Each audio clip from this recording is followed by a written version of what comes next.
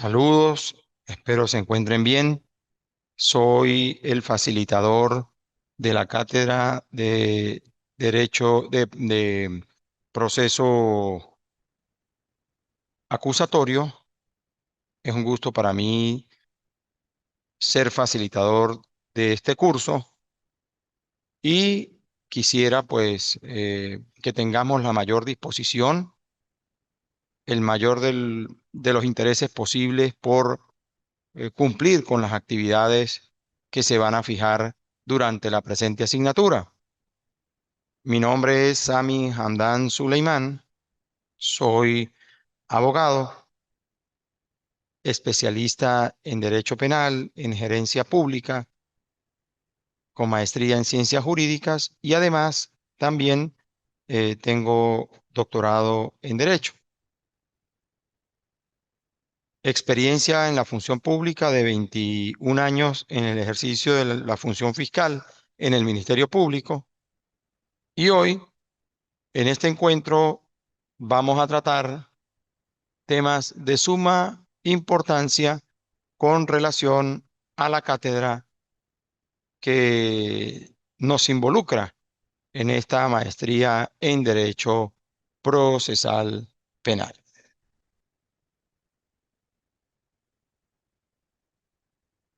Quisiera saber si ya vieron la cátedra de Derecho Procesal Penal en esta maestría, primeramente. Mary, si me puedes informar.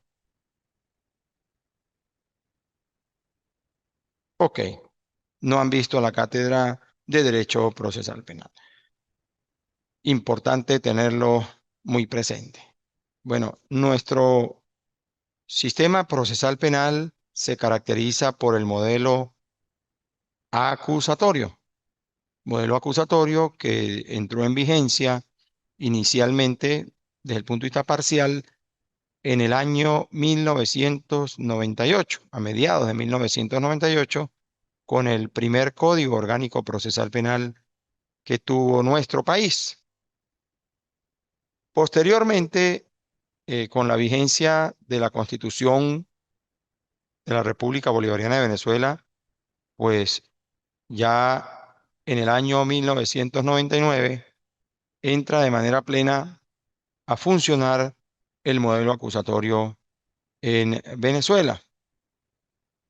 Y para nosotros hablar del modelo acusatorio resulta necesario tratar lo que existía antes del modelo acusatorio. Teníamos el Código de Enjuiciamiento Criminal. Ese Código de Enjuiciamiento Criminal se caracterizaba por la existencia del sistema inquisitivo en el acto de juzgamiento de la persona. Y cuando surge el modelo acusatorio, pues se produce una transformación en avanzada, especialmente en el contexto de los derechos humanos en el ámbito del garantismo, también del justiciable. Existen tres principios estructurales del modelo acusatorio y que de seguida yo voy a pasar a señalar, a explicar, porque eso nos va a permitir a nosotros comprender la esencia del proceso acusatorio vigente en nuestro país. Proceso acusatorio garantista y formalista. Tres principios estructurales que no pueden ser confundidos con, con los principios rectores del proceso penal. Jamás ni nunca. Y hay que tener muy presente ello, muy presente ello. El primer principio es el principio acusatorio. Y uno de los aspectos fundamentales del principio acusatorio es la no concentración funcional de la actividad de investigación, acusación y juzgamiento en poder de una misma dependencia del Estado, sino que exista separación en las funciones de investigar, acusar y acusar con relación al acto de juzgamiento. ¿Qué significado tiene eso? Bueno, si nosotros nos ubicamos en la Constitución venezolana, podemos observar que esa separación está prevista allí y el fundamento está contemplado en el artículo 285, numerales 3 y 4 de la Constitución, que le atribuyen la dirección de la investigación penal y la titularidad de la acción penal en los hechos punibles de acción pública. ¿A quién? Al Ministerio Público. Y en aquellos casos donde se trate de delitos de acción privada, pues entiéndase, por ejemplo, la difamación, la violación del domicilio, los daños materiales. Son delitos que en Venezuela son catalogados como de acción privada por el mismo Código Penal venezolano. En esos casos, el titular de la acción penal, pues es la propia víctima afectada de manera directa por el hecho punible suscitado. Entonces, la labor, el titular de la acción penal, la tarea investigativa en los delitos de acción pública y el ejercicio de la acción penal, competen ¿a quién? Al Ministerio Público. Fundamento, artículo 285, numerales 3 y 4 de la Constitución. Pero el acto de juzgamiento corresponde a una dependencia del Estado de un poder distinto al cual pertenece el Ministerio Público. Y hablamos de los tribunales de la República, de los tribunales penales, ubicándolo en el contexto de los delitos y faltas. Los tribunales penales. Es decir, el acto de juzgamiento corresponde al Poder Judicial. El acto de investigar y acusar corresponde al Poder Ciudadano en órgano ¿de quién? Del Ministerio Público. Ambos son Estado, pero pertenecen a distintas ramas o a distintos poderes. En el modelo inquisitivo era distinto. El juez instruía y juzgaba. He allí la diferencia. Y el fundamento constitucional del juzgamiento está en el artículo 49, numeral 4 de la Constitución venezolana. Entonces, eso es un ejemplo claro. Eso es un aspecto fundamental en el contexto del modelo acusatorio, que es la no concentración funcional del acto de investigar, acusar con relación al juzgamiento por una misma dependencia del Estado, sino dependencias totalmente distintas. El otro principio que tenemos es el principio de defensa en condiciones de igualdad frente a la acusación que le ha sido presentada. Este principio significa el derecho a disponer de un conjunto de facultades y mecanismos procesales que le asisten al investigado, al imputado o al acusado para oponerse en el marco de un proceso formal y garantista en las diversas fases del proceso penal a la persecución penal, al señalamiento del cual está siendo objeto. Y eso perfectamente está acreditado en el contexto del debido proceso.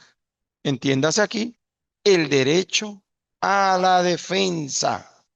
Y sobre ese particular, debo indicar que la Declaración Universal de Derechos Humanos del año 1948, en su artículo 10, prevé el derecho que le asiste a toda persona en condiciones plenas de igualdad, de manera pública y con justicia, poder enfrentar el acto de juzgamiento siempre y cuando el tribunal tenga bajo su conducción o esté bajo la conducción de un juez imparcial e independiente que garantice los derechos del justiciable.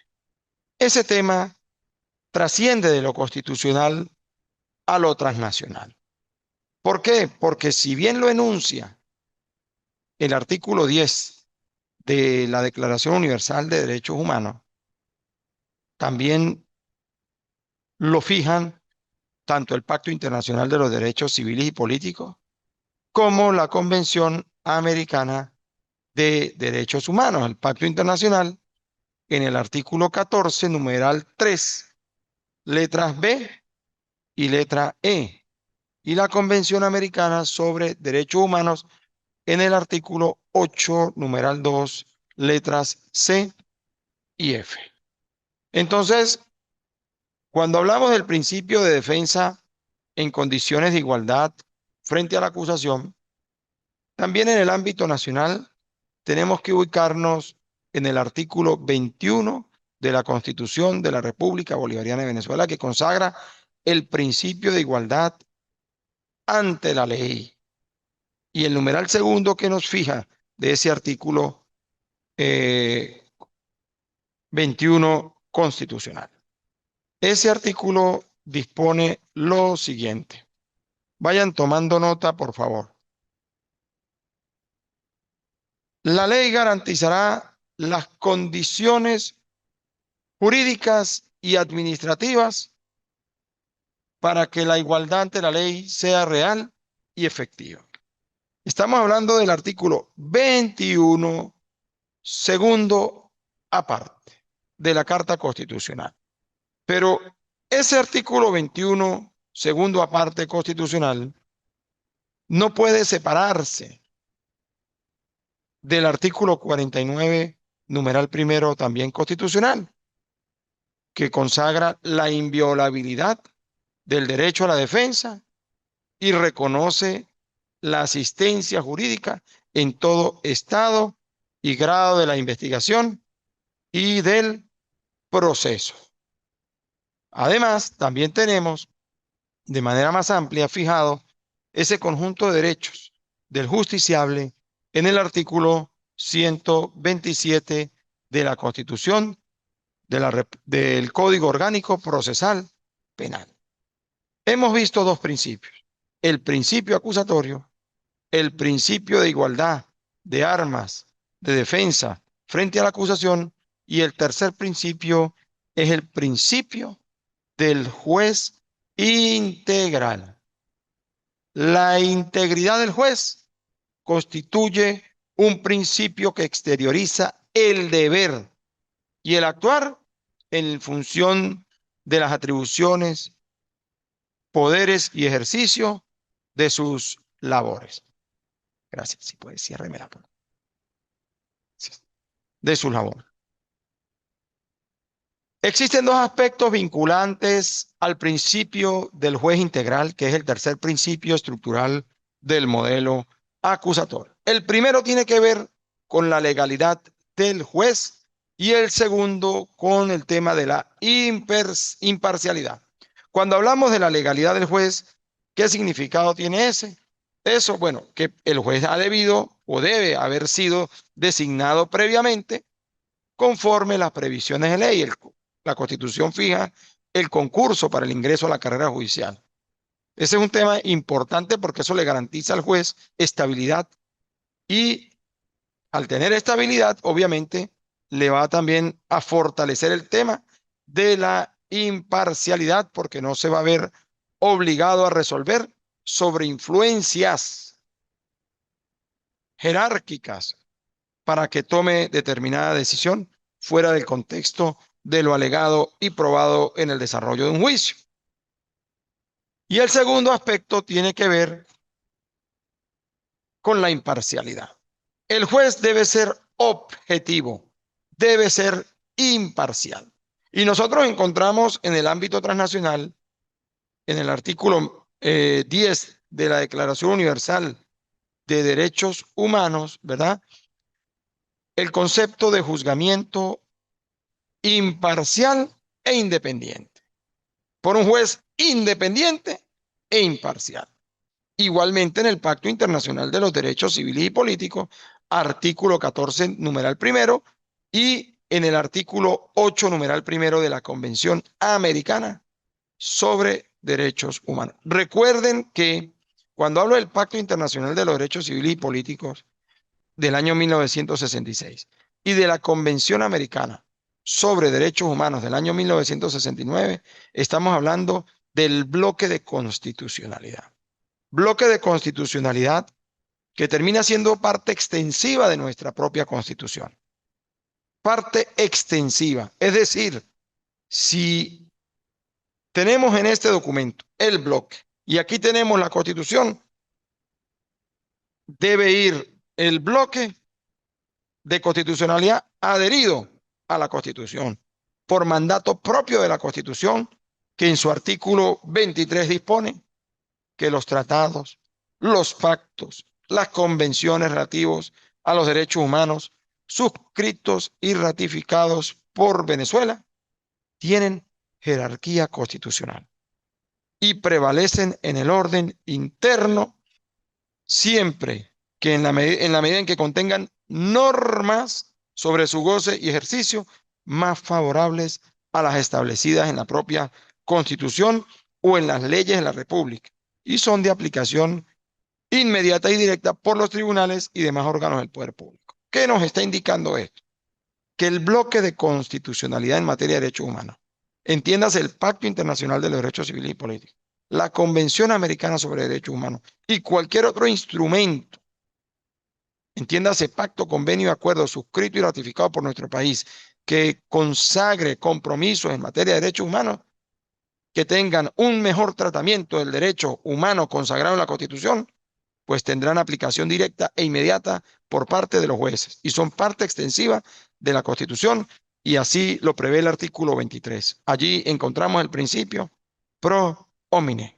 Tengan muy presente eso porque en la cátedra vamos a estar hablando siempre del bloque de constitucionalidad y Venezuela en el año 1978 ratificó la convención, perdón, el Pacto Internacional de los Derechos Civiles y Políticos y la Convención Americana sobre Derechos Humanos.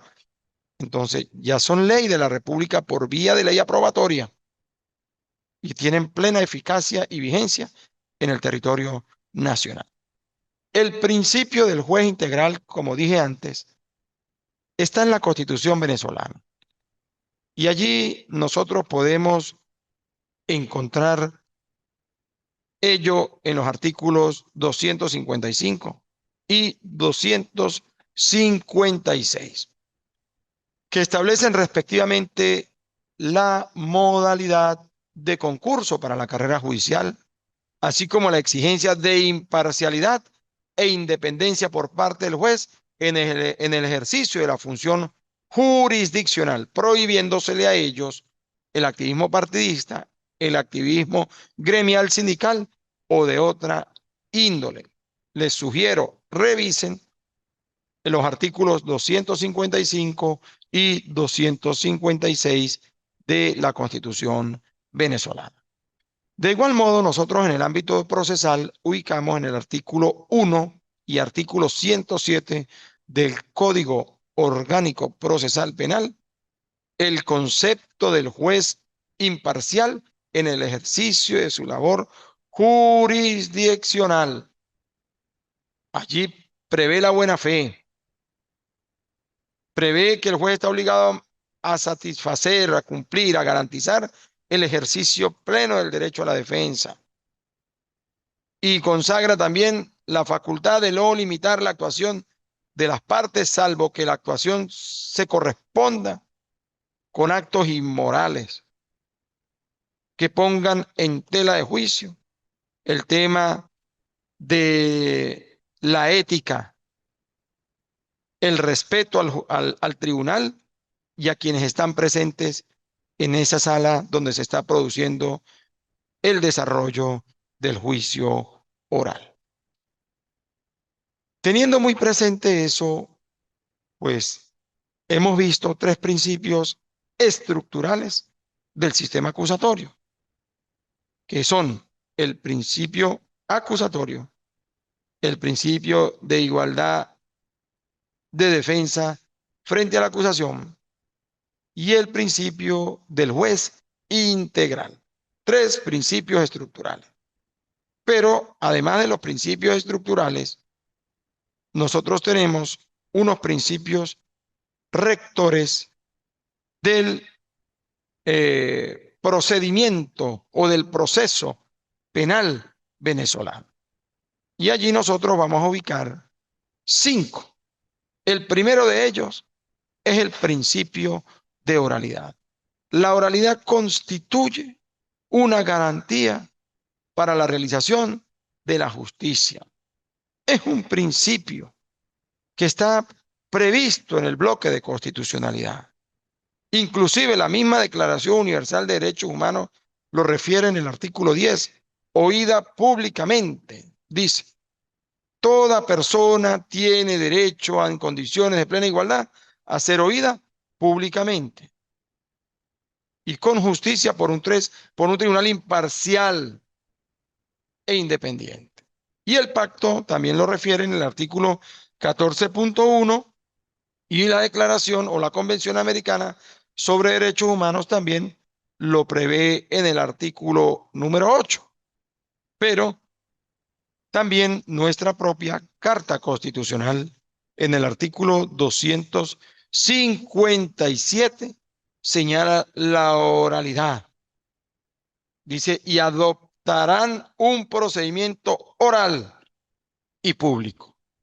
Es decir, el concepto formal de proceso en Venezuela, entiéndase de la naturaleza que sea, consagra como principio fundamental la oralidad en el ámbito de la practicidad.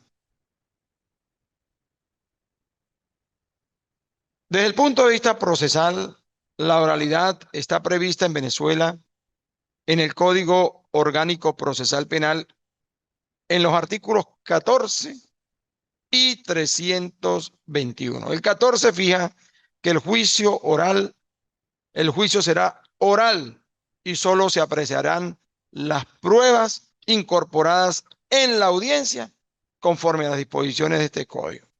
Y es que es un principio fundamental en el ámbito del proceso penal nuestro. Y eso lo desarrolla con mayor especificidad en el contexto de juicio a través del artículo 321. También tenemos el principio de contradicción. El principio de contradicción lo ubicamos también en el bloque de constitucionalidad, artículo 14.3 y artículo 8.2, es decir, 14.3 del Pacto Internacional de los Derechos Civiles y Políticos y 8.2 de la Convención Americana sobre Derechos Humanos, que habla de la posibilidad que tiene el acusado de interrogar en el desarrollo del juicio. Es una forma de ejercer el contradictorio. Pero en la Constitución también lo enuncia en el artículo 49.1, que es disponer del tiempo y de los medios adecuados para ejercer su defensa. Pero como nos interesa exactamente el proceso penal, el artículo 18 del Código Orgánico fija el carácter contradictorio del proceso. El proceso tendrá carácter contradictorio. Y ese proceso, pues, entiéndase, hay dos partes, el Ministerio Público, el abogado defensor y un juez. Se producen se presenta la acusación por parte del fiscal y el defensor busca desvirtuar el señalamiento que hace el fiscal a través de la acusación. El fiscal promueve testigos, los somete al interrogatorio, es interrogado por el fiscal y el defensor aplica el contrainterrogatorio para tratar de desvirtuar o de derribar el testimonio de ese medio de prueba humano. De eso se trata exactamente la contradicción. También tenemos el principio de inmediación. El principio de inmediación está previsto en el artículo 16 del Código Orgánico Procesal Penal, al igual que en el artículo 315 de la misma norma procesal. Y es que los jueces, ¿verdad?, que han de pronunciar la sentencia, deben presenciar ¿qué? Ininterrumpidamente el debate y la incorporación de las pruebas que allí se practican, porque a través de esa práctica probatoria es que van a obtener su convencimiento. Y el juicio, dice el artículo 316, se realizará con la presencia ininterrumpida del juez y de las partes. Es decir, que el tema de la inmediación implica de que el juez observe desde el inicio hasta el final del juicio y en el mismo, pues la práctica probatoria que se ha de desplegar a través del relato de cada uno de los órganos de prueba que se presenten, rindan el testimonio y el resultado del interrogatorio y del contrainterrogatorio y del mismo interrogatorio que a fin de cuentas pueda aplicar el juez en caso de que tenga alguna duda no aclarada a través del interrogatorio que han practicado allí las partes. También tenemos el principio de publicidad. El principio de publicidad, pues lo encontramos desarrollado desde el punto de vista constitucional o fijado en el artículo 257 que fija el juicio oral y público. Ahí está, el público tiene que ver con la publicidad. Y a nivel procesal lo encontramos en el artículo 16 del Código Orgánico Procesal Penal en conjunción con el artículo 316. El artículo 16 que dice, el juicio tendrá lugar en forma pública, salvo las excepciones de ley. Y el 316 también fija la publicidad ya en el ámbito del juicio, salvo algunas excepciones que están previstas allí, como lo es, por ejemplo, un tema de pudor, un tema de el juzgamiento de un caso donde sea víctima una niña, niño o adolescente, o el relato donde se vaya a producir el testimonio de un niño, niña o adolescente, el tribunal se ve obligado a cerrar la publicidad y habilitar un espacio de tiempo para que ese acto de deposición se dé a la luz de la privacidad, o también en aquellos juicios donde se debatan temas propios de marca comercial, ¿verdad? Que tienen patente, o también en aquellos casos donde se ventilen asuntos propios de la seguridad del Estado. Esas excepciones a la publicidad las encontramos en el artículo 316 del Código Orgánico Procesal Penal. También tenemos el principio de concentración. El principio de concentración tiene que ver con el concepto de justicia expedita y sin dilaciones indebidas previsto en el artículo 26 constitucional. Y dice el artículo 17 del Código Orgánico Procesal Penal: una vez iniciado el debate, este debe concluir sin interrupciones en el menor número de días consecutivos posible. Y el artículo 318 ya consagra también este principio en el que dice que el tribunal deberá realizar de manera con el menor número de interrupciones el juicio en el menor número de días consecutivos. Es decir, allí se fijaba antes de la reforma la posibilidad de suspenderlo por un plazo de 15 días, pero hoy día la reforma ha conducido del año 2021 a que esa interrupción se produzca por un tiempo no superior, o esa suspensión no se produzca por un tiempo superior a los 10 días en aras de agilizar los procesos judiciales. Bueno, sobre estos puntos quería desarrollar el encuentro de hoy, especialmente los principios estructurales del modelo acusatorio que no deben confundirse con los principios rectores.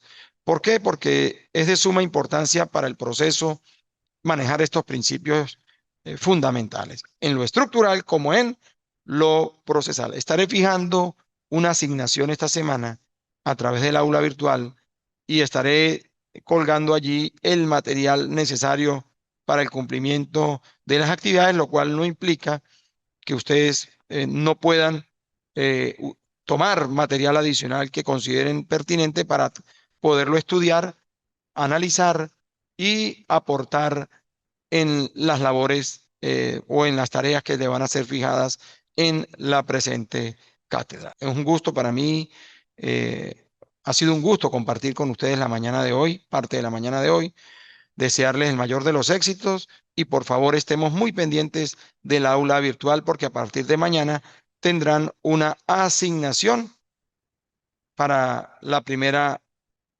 evaluación o para obtener la primera calificación que será considerada esta misma semana a los efectos del 25% de la nota total de la cátedra. Van a ser 4 encuentros, 4 actividades académicas a los efectos de totalizar el 100% de la nota de la presente cátedra. Vamos a ir encontrando en el desarrollo de los encuentros información sumamente importante que va a permitir fortalecer el conocimiento en el ámbito de la naturaleza e importancia del proceso acusatorio.